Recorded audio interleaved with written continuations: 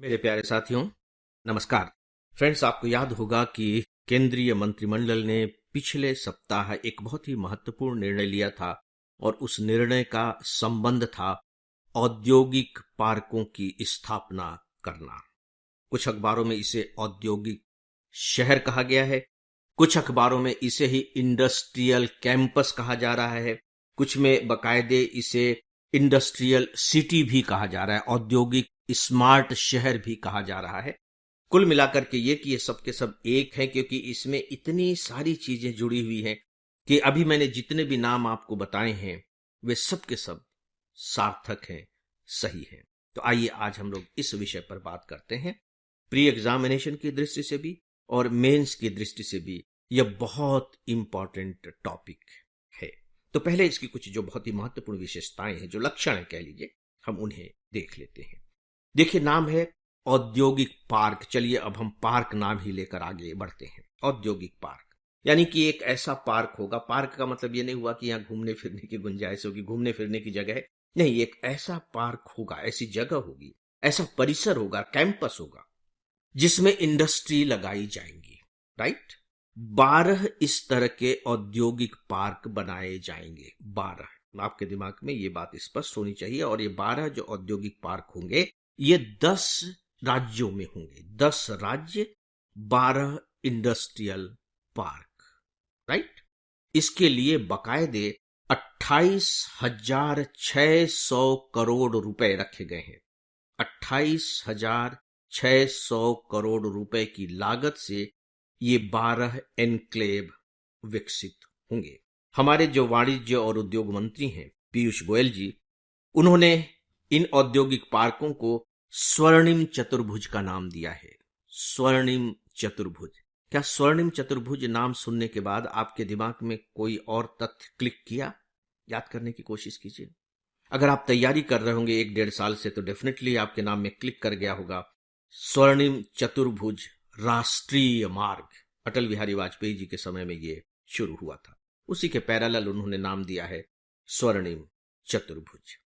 इससे उम्मीद है कि 1.5 लाख करोड़ रुपए का निवेश हमारे यहां आ सकेगा। 1.5 लाख करोड़ रुपए का निवेश। और जब यह निवेश आएगा तो उम्मीद की जा रही है कि इससे लगभग 10 लाख लोगों को प्रत्यक्ष रूप से रोजगार मिल सकेगा और 30 लाख लोगों को अप्रत्यक्ष रूप से रोजगार उपलब्ध हो सकेगा। और ये सारा का सारा जो काम है, उम्मीद की जा रही है कि 2027 तक पूरा कर लिया जाएगा। इसमें एक बहुत अच्छी व्यवस्था की गई है, और वो व्यवस्था ये है कि ये जो पार्क विकसित किए जाएंगे, इसमें राज्य सरकारें भी होंगी और केंद्र सरकार भी होगी।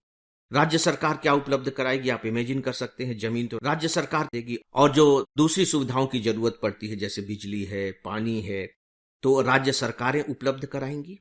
और बाकी जो खासकर जो धन है, कह लीजिए आप, जो ऋण है, वो केंद्र सरकार उपलब्ध कराएगी। कुछ पार्कों के लिए दूसरे देशों से भी समझौते किए जाएंगे, मतलब उनका भी सहयोग लिया जाएगा।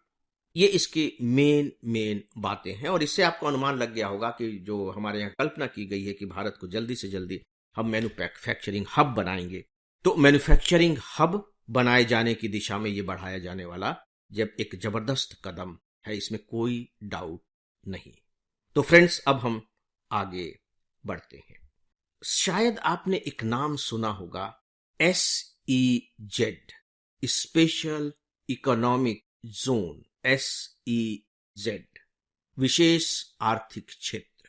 इसे विकसित करने के लिए 2005 में अधिनियम बनाया गया था, विशेष आर्थिक क्षेत्र अधिनियम 2005।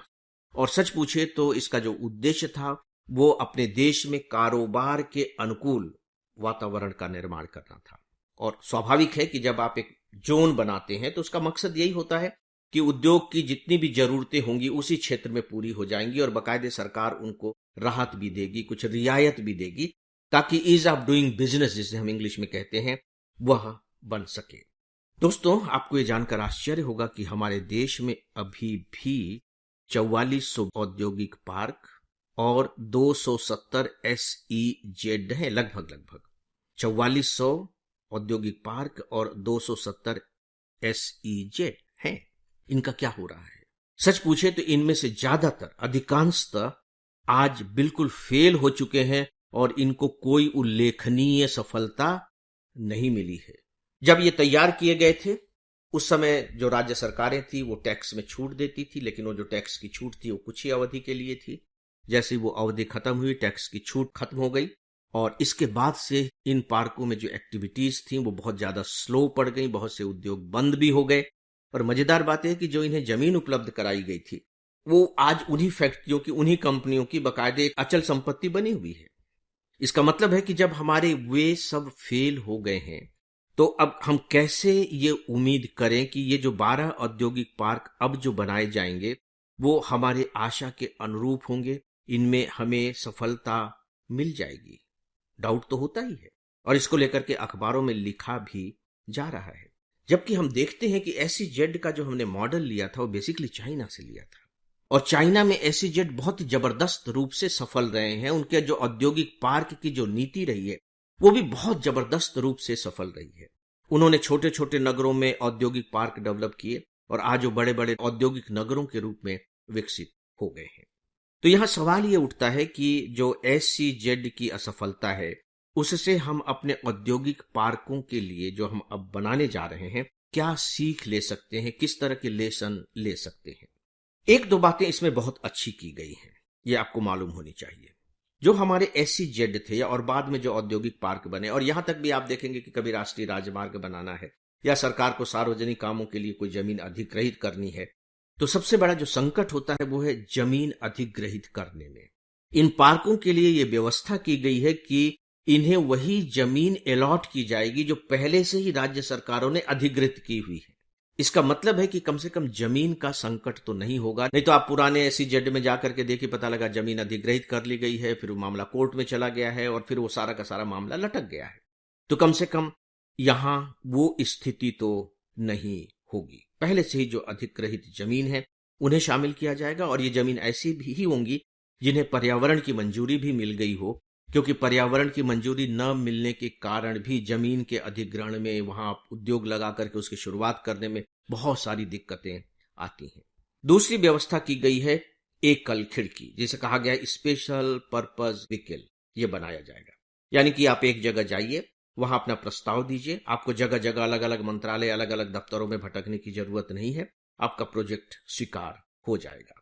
तीसरी और जो बहुत महत्वपूर्ण बात है वो ये है कि ये जो पार्क बनाए जाएंगे, जो औद्योगिक नगर बसाए जाएंगे, इन्हें बाकायदे जो हमारा औद्योगिक गलियारा है उसके आसपास बनाया जाएगा। औद्योगिक गलियारे के बारे में आप जान चुके हैं, जो पूरी सड़कों की एक बहुत बड़ी श्रृंखला भारत तैयार कर रहा है, तो उनके पास ही ये औद्योगिक पार्क बनाए जाएंगे। तो इससे जो सबसे बड़ा लाभ होगा वो ये कि जो ये उद्योग हैं उन्हें परिवहन के संकट का सामना नहीं करना पड़ेगा, बड़ी आसानी से इन्हें परिवहन की सुविधाएं उपलब्ध हो जाएंगी।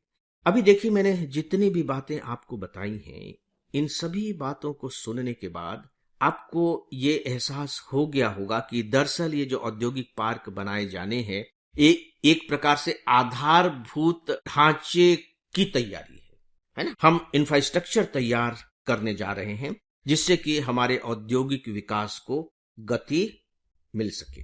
दोस्तों, इसके साथ ही साथ दो तीन बातें और कही जा रही हैं अखबारों में जो इसके एक्सपर्ट हैं कि हम कैसे इन्हें ज्यादा से ज्यादा सफल बना सकेंगे।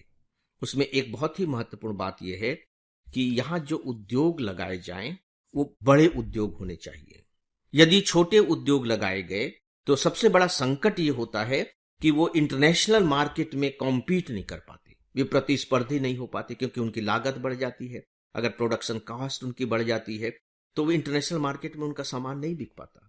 तो इनके जो आकार होने चाहिए वो बहुत बड़े होने चाहिए ताकि इनफैक्ट ये प्रतिस्पर्धी बन सके।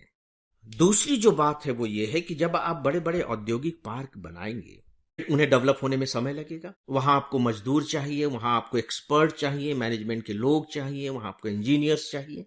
अब सवाल ये उठता है कि क्या इन नए छोटे छोटे विकसित हो रहे शहरों में ये लोग जाना पसंद करेंगे? यानी कि शहर की एक जो सामाजिक संरचना होती है, क्या आप इतनी जल्दी वहां उपलब्ध करा सकेंगे? और अगर उपलब्ध नहीं करा सके, जिसकी संभावना नहीं के बराबर है, तो वहां लोग जाना पसंद नहीं करेंगे। तो इस तरीके से वहां जो स्किल्ड लेबर है उनकी जबरदस्त रूप से कमी हो जाएगी।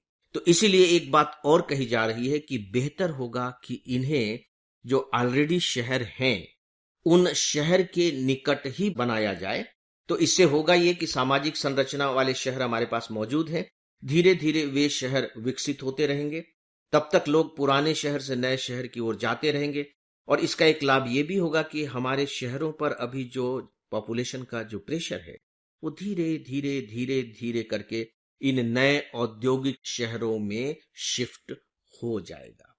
इसीलिए कुछ अखबारों में आपको पढ़ने को मिल रहा है 12 औद्योगिक शहर जो भविष्य के शहर होंगे। तो दोस्तों, कुछ जो महत्वपूर्ण बातें इस संदर्भ में हो सकती थी मैंने आपके सामने रखी हैं। मैं एक बार फिर से बताना चाहूंगा कि यह टॉपिक बहुत इंपॉर्टेंट टॉपिक है, इसकी आपको अच्छी तैयारी करनी चाहिए। तो फ्रेंड्स, इस टॉपिक के बारे में बस इतना ही, और इसी के साथ ही आज के इस डेली ऑडियो लेक्चर को समाप्त करता हूं। नमस्कार।